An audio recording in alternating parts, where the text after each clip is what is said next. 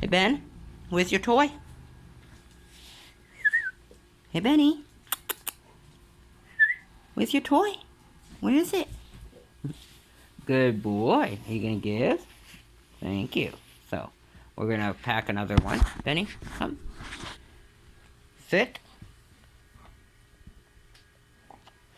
Good boy. Give me one sec, guys. Yeah, we're gonna pack another treat. Into the ball.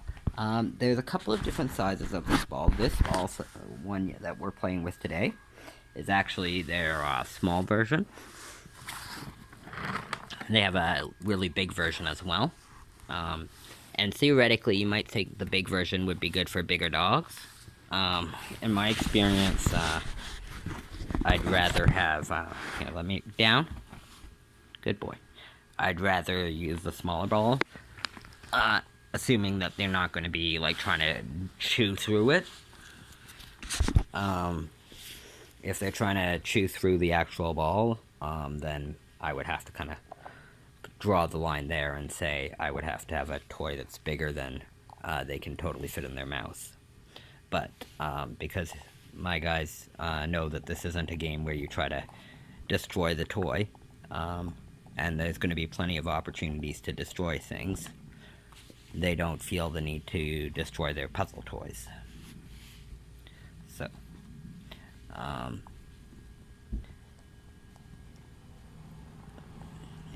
If you're not doing this one-handed, it's a lot easier than trying to do it one-handed. If you squeeze it like that, it makes the opening larger, kind of thing. But because I'm filming while I'm doing this, yeah, it's not as easy to fill. But keep that in mind. You can either fill it all the way up, you can just fill it up part of the way. The last time it was fully filled up.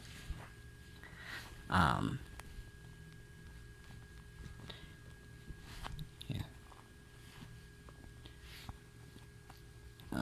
So if you consider that the other one was fully packed, this one isn't fully packed. This one is about 3/4 packed. So I'll show you what that's a bit like. Actually, I'm gonna actually pack it so it's the same, and then show you what it's like on the ground. Sorry. Doing my best, Benny. Manners. Some of you might have just heard me growl a little at him. That's to tell him that he's misbehaving. He was just trying to lick my hand to get to the kibble that was in it. Well, cute and a sweet, non-aggressive thing. Sorry. Still, I don't need him trying to lick my hand while I'm trying to pack the toy, while trying to ensure that he doesn't steal anything, you know. Doing the best I can here, guys, with limited hands and not even being able to keep my eyes on the screen, or know where the camera's pointing at that split second because my eyes are on the dog, etc. So that's it, fully packed up, or as packed as I really care about it the second. So, okay, Benny, stay. Alright. Paws down. Good boy. So you ready?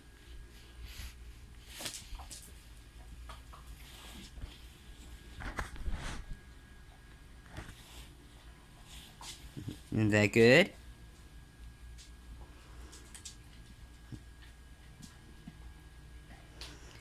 And the more the faster it rolls. Benny, get it? Careful. Out of there. Thank you. Get it out of there.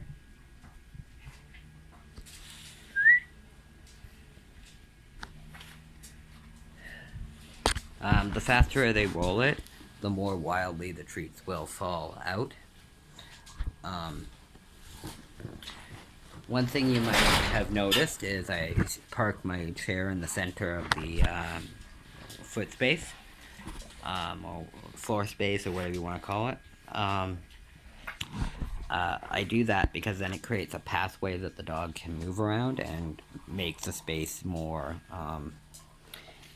utilized effectively.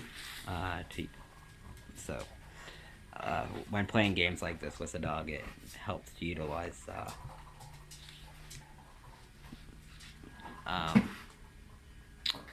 those kind of tools to create pathways that make the dog have different ways they can move around the room, and you know, if you want, you can chase them around, or they can chase you, or whatever. Like, yeah, the more complex the arrangement, the better. You obviously don't have to rearrange your furniture to satisfy the dog, but if you keep that in mind when you're decorating, you can have a lot of advantages from. Especially if you're in a multi-dog household, it becomes even more essential that there's never a place where the dog can get trapped. Where if they were confronted by one of the other dogs, that they couldn't back away or turn around and leave without having to face down the other dog. If you create situations where there's traps like that, you'll often create conflict between the dogs, because whichever of the dogs is more of the tough guy kind of bullies will pick altercations between the more submissive guy, and if the submissive guy feels trapped, he'll be forced to pick a fight back, and then you'll discover that your dogs have been badly hurt, even killed. So be careful.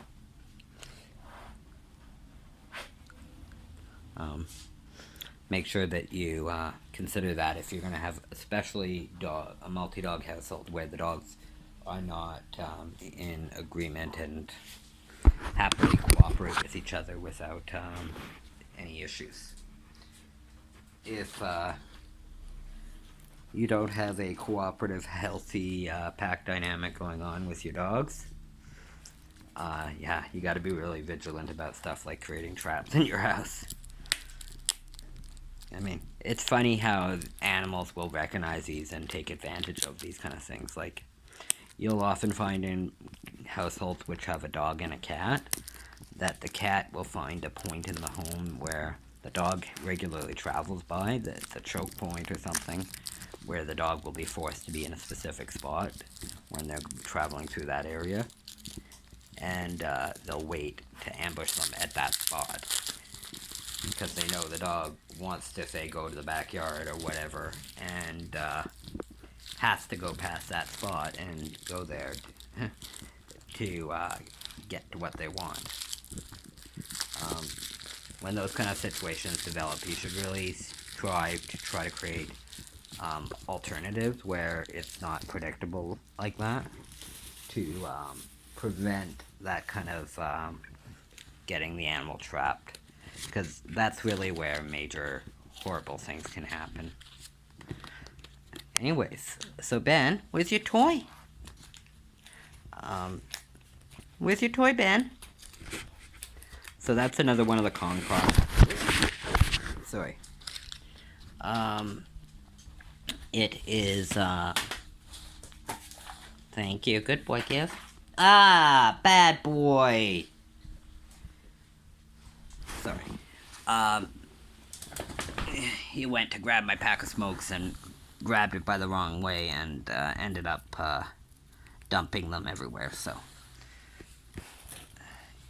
he knows better than to do that. He knows, because every other time in the world he'll pick it up by the way he knows won't drop them out. But every so often he plays games like that and he's a bit silly and decides he wants to dump things on the ground. He'll pick up a bag that's full of stuff and just like grab it by the bottom and shake everything out. He's deliberately emptying everything out of the bag, like, or the pack of cigarettes or whatever. But that's what prompts the none of that kind of attitude. I don't use the word BAD unless I actually am correcting behavior. Sorry. Just gotta put you down for a sec. Thanks. So where's your toy? Yeah, so bring it here. Good boy. Bring it here. You gonna give? No. Benny. So you've seen a few times in this video. Benny, come. Give. That I use different words like no, good boy, bad dog, etc. Good boy. Yes, you're a very good boy. I'm trying to be low-key with that word so he doesn't think I'm telling him it inappropriately. Good boy. So, you want a drink? Another way you can use this is to put peanut butter or other stuff on the ridges of the toy that you saw here. Now that it's empty, here I'll show you what I meant by you can squeeze open the edges so that you can clean out the ridges better. That's kind of the one thing that I dislike about the toys. It's kind of hard to clean that way. It's not the hardest in the world, like it's easier than cleaning the traditional Kongs. But yeah, I think that design of the ridges wasn't really as valuable as, or at least I don't see the value that maybe other people saw and why they did that. There may be a value I'm not seeing. But yeah, so that's the Kong ball. Sorry. It's a pretty good toy. It's not too expensive. You can definitely use it as a ball to like just play with. Benny, give. Like a fetch toy kind of thing. Benny, give it here. Good boy. Alright, you ready? It's got a pretty good bounce. It's made from the same rubber material. Bring it here, give. No, give it here. Come on. No. Thank you. Yeah, it's made from the same rubber as the Kong original, red version. That's why it has the bounce of the Kong rubber. Ready? Alright, hang on. Let's give you a different... I'll just give you a little bit in it this time. Sorry guys. So yeah. It bounces pretty good like the Kong Red, so it's not like the Kong Black for trying to play fetch. It actually will bounce and whatnot and have a good give to it, but it's not as durable as the Kong Black. It has the same durability level, theoretically, as the Kong Red. However, the traditional Kong Red snowman shape is actually much more durable than this toy is. And this toy would be readily destroyed for any dog who sat down to destroy it. Because of these ridges and the relative thinness between the walls of the toy. It makes it, go get it! It makes it not really durable, so keep that in mind. So if your dog's really destructive with toys, be prepared to do some intervention work when you start training with them with this, or don't use it, especially unsupervised, because if you've got a chewer on your hands and unsupervised, they will destroy this very quickly, which leads to the other kind of major issue with Kong products that I try to make sure people are aware of. Make sure you examine all your Kong toys on a regular basis,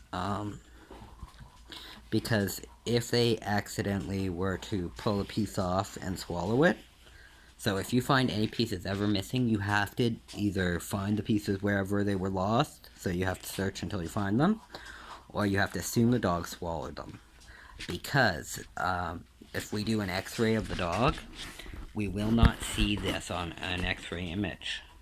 So even if there is a piece in the dog's stomach or digestive system, we won't be able to tell it's there, and we won't be able to tell if there's an emergency or not, or whether we should just let it pass naturally. So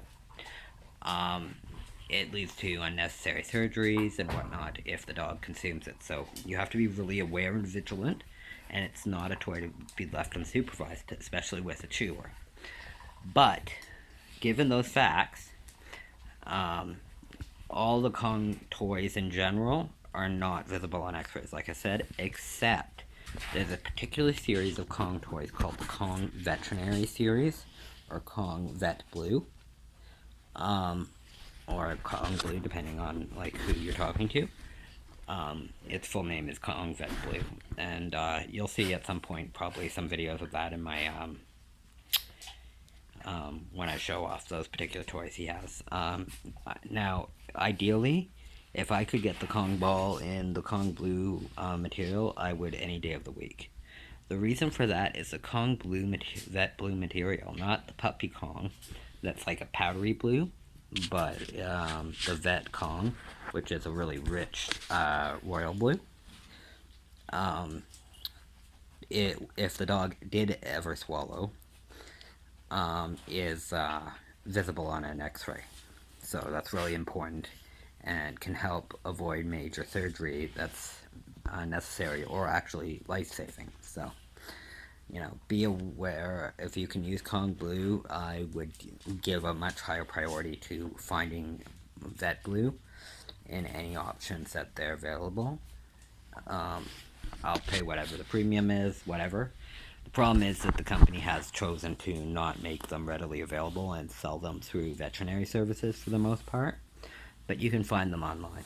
And aside from being visible on X-rays, they have the bounce kind of effect of the red with the durability of the black. There's some debate whether the blue is a little less durable than the black Kong, but it's really effectively at the similar level. Whether one's a little more than the other is debatable, but they're both of very significant durability. And if combined with a dog with a heavy chewer and a shape and size that's large enough they can't put their entire mouth around, that should be safe for them, as long as you monitor regularly and make sure that no pieces have been torn out. But at least if they did accidentally ever swallow a piece, you can see it on an X-ray. In fairness to Kong and to other products and to the market entirely, be aware that most treats aren't and most toys are not visible on an X-ray if swallowed. So Kong's not like doing some incredible faux pas by making toys that aren't visible on an X-ray. I would say easily 70-80% of the market's toys aren't visible on X-rays. But they definitely made the right move by producing a product that is visible on the X-ray. I think they made a wrong business move by making it restricted its availability. I think they should make all of their products from it. But that's not my place to make the decision. I'm not in charge of Kong. But just so you know what you're dealing with, this is the Kong original material, and it's a treat ball, and it's a small version. But there's other varieties from the Kong Genius I've shown you too. The Kong Snowman, to the Kong Vets, to other varieties that they've started coming out with. So there's a lot of variation. Not all of their products are acceptable for chewers, so you just have to be aware of that and aware of your own dog. But assuming that you've got that knowledge, you should have no issues. You can use a toothbrush to clean them if it's particularly hard, or a wire brush. Kong did at one point sell a specific brush in a snowman shape, similar but smaller to their traditional Kong shape, that made it very easy to clean the traditional Kong shape. But I haven't seen that in a while. It had a bigger brush and a smaller brush on either end. And actually, it turned out to be a pretty decent product. I wish I knew what happened to mine. But if you see one of those, they are helpful for cleaning out the inside of the toys. But a regular wire brush from the dollar store can also work. It's just a little more work. So that should tell you what you need to know about playing these games. You can definitely play these games. You can feed their entire meal allotment through these games. Um, if you're gonna have a lot of basically, if you want to keep your dog engaged throughout the day, when you're not there, and you don't want them destroying the house or something, and you're prepared for them to have food access or toy access when you're not supervising. Not that I recommend that, but if that's what you're going to do, you're better off getting multiple Kongs and packing a bunch of them and putting them all around the house, even maybe freezing them first. And you can do that with whether the Kong ball or the traditional Kong or the Zed Kong or the Kong Genius, but and then stash them throughout the house where you want the dog to be. You can also get a dispenser system for Kongs that will allow the dog access to a Kong every specific so many minutes or hours. So the dog doesn't go through all of the toys immediately, and encourages them to have some downtime in between them. But they're expensive. They're, in my experience, somewhat prone to failure, though some of them work fairly well. It's just, I don't like electronic dog toys to begin with dogs. They're dangerous enough as it is in case the dog just decides to chew on them or something. But to do that unsupervised isn't something I'm willing to do, but other people have had success with those. It's not for me, but if it's for you, it's your dog, you know the risks, you know the dangers, you make the decision for your dog, and hopefully you're making what's the best decision for your animal. In the meantime, we are going to sign off, but Benny enjoyed his game with the Kong ball, and hope you guys enjoyed that toy and game as much as he did. Hey, Ben? Hey, is that good? You gonna say bye? Oh, you gonna go get your toy? You want more? Yeah, he always is ready to play another game. And that's actually one of the reasons that I feed some of these games I don't fill them all the way up, I just put a few in, and then he plays with that, and then I put a few more in. That way he doesn't eat too much in any given game, and then I can basically play with him if I wanted all day, playing the game over and over again, and I don't feed too much, but at the same time, he gets to play as much as he wants. So, 99% of the time, if he brings me his toy and asks to play a game, I'll make him up a toy. It's really no issue, and the amount of calories getting relative to the amount of calorie burns on a regular basis is really minuscule, so. But if you're trying to get your dog to lose weight or whatever, obviously counting those calories becomes more important. Benny, on the other hand, he's in a constant battle to continue gaining weight.